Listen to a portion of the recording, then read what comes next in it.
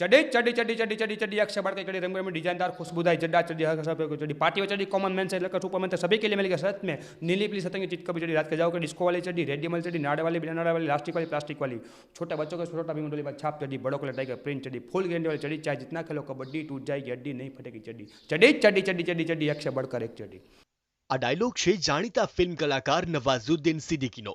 Dialog બોલે છે તો નવાઝુદ્દીન સિદ્દીકી જ પણ નકલી નવાઝુદ્દીન। અદ્દલ અસલી નવાઝુદ્દીન જેવા જ લાગતા રાજકોટના નહેરુનગર વિસ્તારમાં રહેતા આ વ્યક્તિનું નામ છે અફઝલ સુંગરા। હવે જુઓ આ બંને વ્યક્તિઓમાં અસલી નવાઝુદ્દીન કોણ અને નકલી કોણ। અવાજ, શરીરનો બાંધો, રંગથી માંડીને તમામ વસ્તુઓ એકસરખી।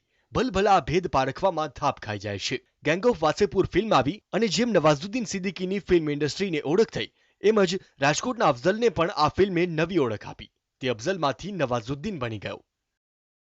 વાસેપુર 2 થી જ્યારે મેં ફિલ્મ મારા મિત્ર જોઈ અને મને કીધું કે આ ફિલ્મ તું જોઈ આવ એકવાર તારો ફેસ છે નવાઝુદ્દીન સિદ્દીકી જેવો દેખાય છે। જે મને વ્યક્તિએ કીધું નામ સિકંદર છે અને 10 વર્ષથી મારી સાથે છે અને અમારો ધંધો પણ સાથે છે બેનો।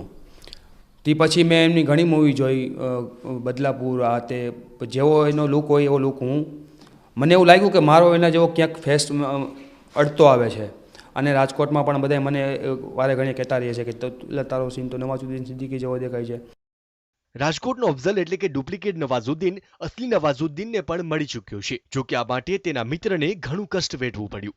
ડુપ્લિકેટ નવાઝુદ્દીનનો અસલી સાથે ભેટો કરાવવા તે સતત 17 દિવસ સુધી મુંબઈ સ્થિત નવાઝુદ્દીનના ઘર બહાર ઊભો રહ્યો અને આખરે જ્યારે ડુપ્લિકેટ અને અસલીની મુલાકાત થઈ તો અસલી નવાઝુદ્દીન પણ અફઝલ એટલે કે ડુપ્લિકેટ નવાઝુદ્દીનનો ફેન થઈ ગયો।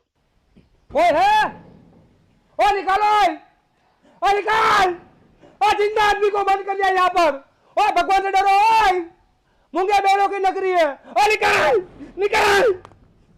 નવાઝુદ્દીન સિદ્દીકીએ પણ અમને એવડો સપોર્ટ આપ્યો કે અમેઝિંગ વિચાર્યા વગરનું।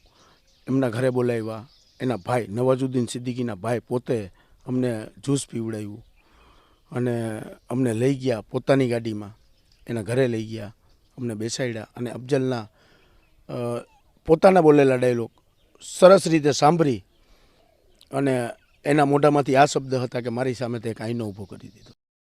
જેમ બોલિવૂડમાં નવાઝુદ્દીનની અલગ ઓળખ છે, તેના ફેન્સ છે, તેવા જ અફઝલના પણ ફેન છે। સોશિયલ મીડિયા પર લોકો તેને નવાઝુદ્દીનના નામથી જ ઓળખે છે। હવે અફઝલને પણ બોલિવૂડમાં નામ કમાવવું છે અને અલગ ઓળખ ઊભી કરવાની ઈચ્છા છે। અફઝલ હાલ ઘોડાને ટ્રેન કરી રહ્યો છે અને હવે તે બોલિવૂડની રેસમાં આગળ વધવા માંગે છે।